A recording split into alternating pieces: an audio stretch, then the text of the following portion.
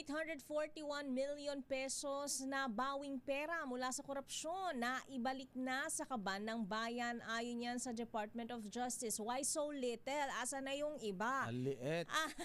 Ida tayong Di ba balita kinupit yan? Oo nga, no, Lakay. May nagsoli, pero Baka nagkakupitan na dyan, Tina. Ha? merong pouch. Oo. Kasi from maleta to pouch na lang, Lakay. Ida tayong balitang yan. RH9, Tina Manila Girl Nolasco. Tina. Miss Thea at Lakay, mukhang isang maleta pa lang ito. Itong naibabalik na. Oo nga, payat pa. Oo, payat. Manipis. Isang gym bag lang. Mahigit 841 million pesos na cash na ang matagumpay na nabawi mula sa mga individual na sangkot sa katiwalian sa gobyerno, partikular sa mga sangkot sa flood control scandal.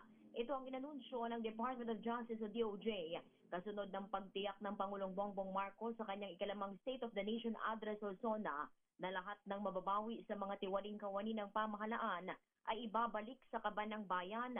Sa inilabas na dokumento ni DOJ spokesperson Attorney Polo Martinez, kabuuang 841,381,500 pesos ang nailipat na sa National Treasury sa pamamagitan ng Land Bank of the Philippines.